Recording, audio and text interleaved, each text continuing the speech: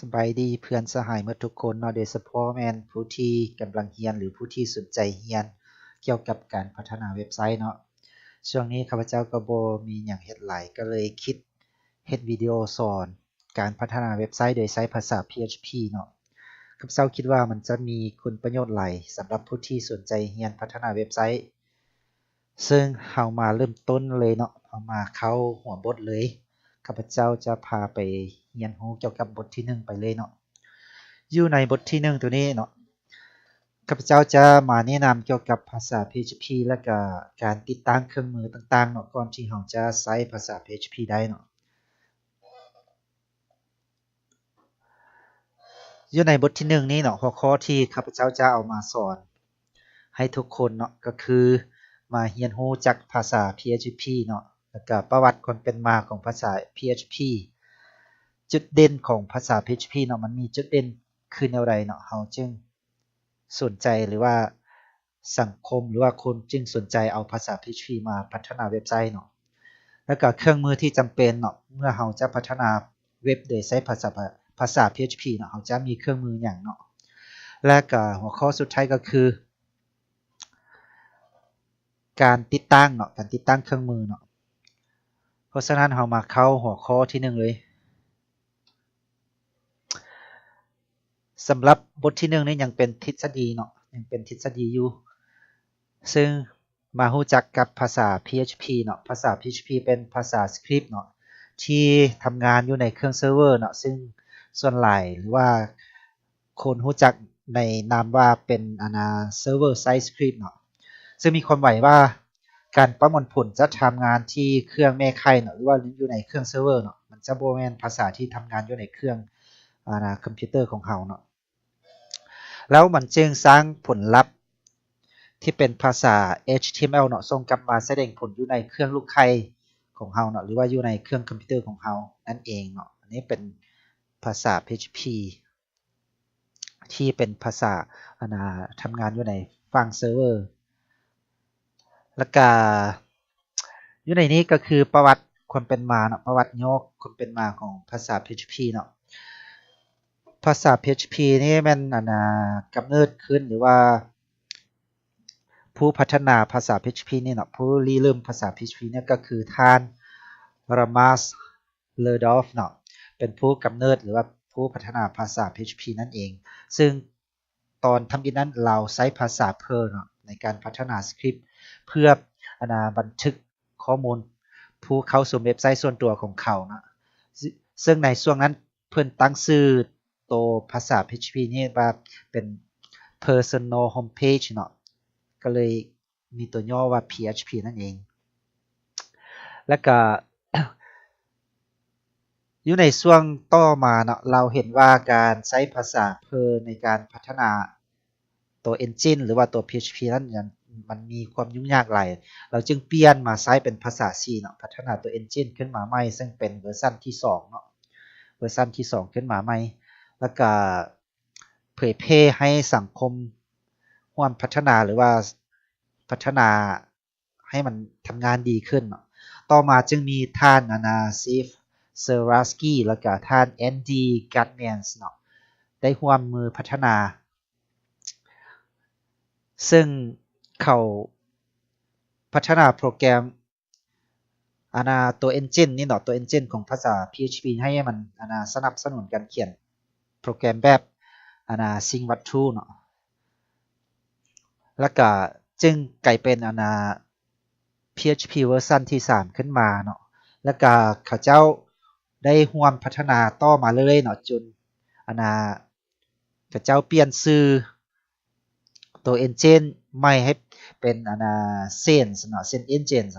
ซึ่งมีชื่อย่อมาจากชื่อของทั้งสองท่านก็คือ Safe แล้วก็ Andy นั่นเองเนาะแล้วเป็นเวอร์ชันที่4นี้มันจะสนับสนุนเกี่ยวกับการเขียนโปรแกรมสิ่งวัตถุแบบค่อนข้างว่าสมบูรณ์ขึ้นเนาะแล้วก็เวอร์ชันที่5เนาะต่อมาก็คือเวอร์ชันที่5ก็เป็นเวอร์ชันที่สามารถพัฒนาโปรแกรมสิ่งวัตถุแบบสมบูรณ์ที่สุดเลยก็คือเป็นภาษาที่นิยมเนาะนิยมหลายสำหรับปัจจุบันนี้แล้วก็ เวอร์ชันล่าสุดปัจจุบันนี้ก็คือเวอร์ชันที่7เนาะเวอร์ชันที่7นี่เองซึ่งตามที่ข้าพเจ้าเขียนแล้วก็ศึกษาเกี่ยวกับ PHP มาเนาะก็บ่เห็นมีเวอร์ชันที่6เนาะมีแต่เวอร์ชัน5แล้วก็ข้ามไปเวอร์ชันที่7เลยปัจจุบันนี้เป็นเวอร์ชันที่7เนาะอันนี้เป็นประวัติย่อของภาษา PHP เนาะลักษณะเด่นของภาษา PHP มันมีคือภาษา PHP จะเป็นopen source เนาะ open source หมายความว่ามันสามารถแจกจ่ายsource code ให้คนทั่วไปเอาไปพัฒนาต่อหรือว่าเอาไปใช้ฟรีได้เนาะแล้วก็ตัว PHP เนี่ยสามารถใช้งานได้ในหลายๆระบบปฏิบัติการเนาะบ่ว่าจะเป็น Windows จะเป็น Unix หรือจะเป็น Linux เนาะแล้วก็โครงสร้างในการเขียนจะเข้าใจง่ายๆเนาะมันบ่ยากมันบ่ซับซ้อนเนาะการทำงานก็มีประสิทธิภาพสูงหลายต่อมาก็คือมันสนับสนุนระบบฐานข้อมูลในหลายๆแบบเนาะอาจจะเป็น MySQL หรือ SQL Server หรือว่า PostgreSQL เนาะมันสามารถใช้กับฐานข้อมูลในหลายๆอย่างอาจจะเป็นOracle ก็ได้เนาะและจุดเด่นอีกอันนึงก็คือสามารถเขียนโปรแกรมแบบซึ่งวัตถุได้เนาะหรือว่าจะเป็น OOP นั่นเองเนาะมันมีความสามารถในการจัดการเกี่ยวกับแฟ้มข้อมูลก็คือสามารถเขียนข้อมูลลงในไฟล์ได้เนาะหรือว่าจะอ่านข้อมูลจากไฟล์มาแสดงผลอยู่ในหน้าเว็บก็ได้คือกันเนาะและอีกอันนึงก็คือมันประมวลผลภาพได้เนาะก็คือสามารถสร้างภาพได้แล้วก็เอาภาพไปแสดงในหน้าเว็บของเราก็ได้เนาะหรือว่ามันจะสร้างภาพมาใหม่เลยเนาะก็ได้คือกันซึ่งภาษา PHP เนี่ยเนาะจะเหมาะสมเนาะที่นำไปพัฒนาเว็บบอร์ดหรือว่าเว็บเมลหรือว่าเว็บขายของออนไลน์ต่างๆนอกจากนี้อาจจะเป็นเว็บไซต์ขององค์กรเนาะก็สามารถไปพัฒนาเป็นเว็บองค์กรต่างๆได้เนาะ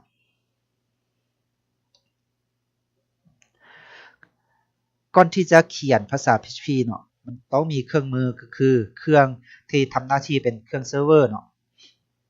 อาจจะเป็นเครื่องธรรมดาของเราก็ได้เนาะหรือว่าถ้ามีเซิร์ฟเวอร์ก็ใช้เซิร์ฟเวอร์ก็ได้คือกันก็แห่งดีเนาะแต่บ่มีเซิร์ฟเวอร์ก็ใช้เครื่องของเราและจำลองเครื่องของเราเป็นเซิร์ฟเวอร์เนาะแล้วจะมีโปรแกรมที่ทำหน้าที่เป็นเว็บเซิร์ฟเวอร์ซึ่งอยู่ในนี้จะเป็น Apache เนาะ Apache เป็นเว็บเซิร์ฟเวอร์นั่นเองและก็ตัวโปรแกรมภาษา PHP หรือว่า PHP Engine นั่นเองต่อมาถ้าเป็นโปรแกรมที่สามารถติดต่อกับฐานข้อมูลได้เนาะต้องมีพวกโปรแกรมMySQL หรือว่า PostgreSQL SQL Server พวกนี้เนาะแต่ในที่นี้เนาะข้าพเจ้าจะใช้ภาษาในการติดต่อฐานข้อมูลนั้นก็คือ MySQL เนาะจะใช้ MySQL เป็นหลักเนาะแล้วก็โปรแกรมที่เป็นพวก editor ต่างๆเนาะ editor ต่างๆอาจจะเป็น Notepad Plus หรือว่า Atom หรือว่า Sublime Text เนาะหรือว่าจะเป็น Dreamweaver เนาะตัวใดตัวหนึ่งเนาะใช้ตัวใดตัวหนึ่งก็ได้ถ้ามีอยู่ในเครื่องของพวกเจ้าเนาะ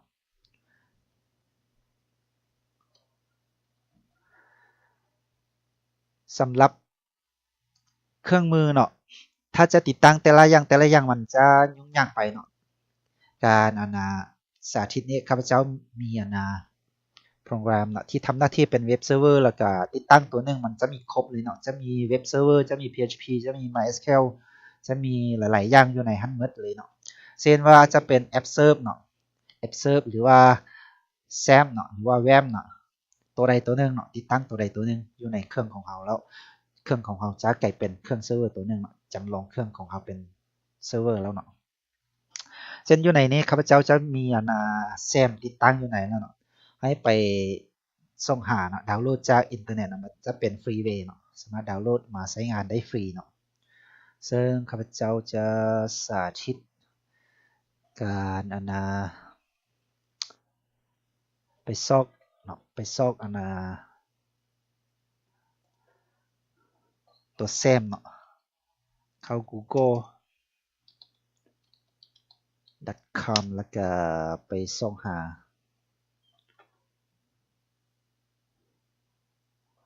ตัว same เนาะโอเค same download เนาะโอเคมันจะมีตัวนี้เนาะเข้าตัวนี้ไปบึงโอเคสามารถดาวน์โหลดเนาะ same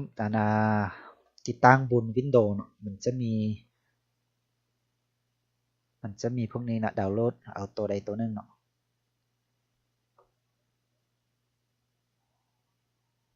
อยู่ในนี้จะเป็นPHP เวอร์ชัน7เนาะอันนี้ตัวถึงนี้จะเป็นเวอร์ชัน5แต่ว่า3ตัวยุลุ่มนี้จะเป็นภาษา PHP เวอร์ชัน7แล้วเนาะซึ่งสามารถดาวน์โหลดเป็นคอมพิวเตอร์32บิตหรือว่าอันใดนั่นเนาะโอเคดาวน์โหลดตัวนี้จึงเป็นตัวล่าสุดเนาะเวอร์ชัน 7.2.0 เป็น32บิตเนาะสามารถดาวน์โหลดเอาตัวนี้แล้วไปติดตั้งอยู่ในคอมพิวเตอร์ของเราเลยเนาะแต่ในที่นี้ข้าพเจ้ามีตัวเส้นตัวนี้ติดตั้งอยู่ในเนาะเส้นมันจะเป็นSAM Control Panel เนาะเปิดขึ้นมาเลยโอเคจากนั้นเนาะเราก็มาสตาร์ทตัวเว็บเซิร์ฟเวอร์ของเราก็คือ Apache เนาะคลิกใส่ Start เลยโอเคถ้าเราเขียนโปรแกรมแบบมีการติดต่อกับฐานข้อมูลเรา Start ตัว MySQL ตัวนี้ไปนำเนาะแต่ว่าตอนนี้ยังบ่ได้เชื่อมต่อกับฐานข้อมูลก็เลย Start ตัว Apache ตัวนี้ไปเท่านั้นเนาะ Start ตัวนี้ไป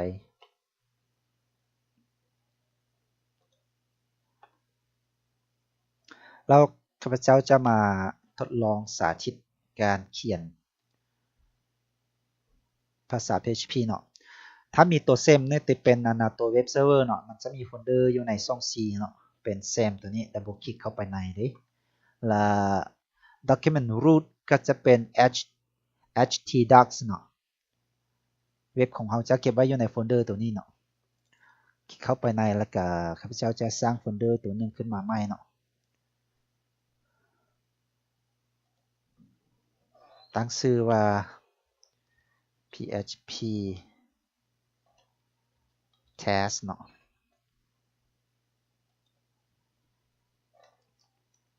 php test โอเคติดกันตัวนี้ไปเลยมันจะไงโอเคมันมีโฟลเดอร์ตัวนี้แล้วเนาะจากนั้นข้าพเจ้าจะใช้ตัว editor เนาะ editor ฮันจะใช้ตัวใดก็ได้เนาะเช่นอยู่ในเครื่องข้าพเจ้าอาจจะมีตัว atom เนาะจะมีตัว sublime text เนาะก็มี notepad++ ตัวนี้เนาะซึ่งข้าพเจ้าจะเปิดตัว sublime text ตัวนี้ขึ้นมาเนาะดับเบิลคลิกตัว sublime text ตัวนี้ขึ้นมาโอเคจะปิดตัวนี้ไปก่อนแล้วกัน new file เนาะโอเคแล้วจะเซฟตัวนี้ซึ่งเซฟไปไว้ในโฟลเดอร์ที่หากสร้างมาเมื่อกี้เนาะอยู่ในช่อง C อยู่ใน SAM กับอยู่ใน htdocs กับอยู่ในโฟลเดอร์ php test ตัวนี้เนาะดับเบิลคลิกเข้าไปในแล้วก็อยู่ในนี้จะตั้งประเภทไฟล์ตัวนี้เป็นPHP เนาะโดยอันนี้ข้าพเจ้าจะใช้เป็นtest เนาะ .php ตัวนี้แล้วก็เซฟไปเลยเนาะจากนั้นก็เลยมา test เนาะ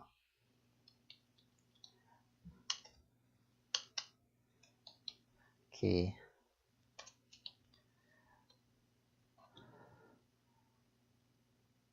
echo php info นี่เนาะก็เซฟไป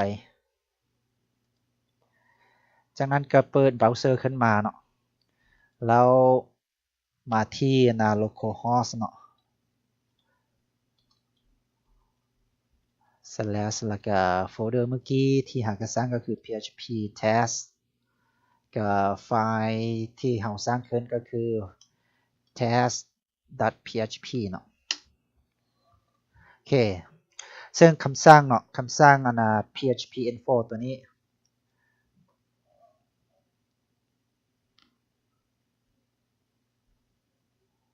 PHP info ตัวนี้เนาะมันจะแสดงผลเนาะมันจะแสดงผลข้อมูลเนาะอย่างเช่นมันจะแสดงผลตัวนี้ขึ้นมาเนาะจะเป็นPHP เวอร์ชัน7.2.0 เนาะอันนี้จะเป็นแบบนี้สำหรับบทที่1อาจจะมามีเพียงเท่านี้เนาะมีเพียงเท่านี้แล้วก็ต่อไปสิข้าพเจ้าสิเฮ็ดบทที่2มาสอนต่อเนาะบทที่2อาจจะมีการลองตัวจริงเลยเนาะการลงมือเขียนภาษา PHP ตัวจริงเลยเนาะเอาเป็นว่าเรามาพบกันใหม่ในบทที่2ต่อไป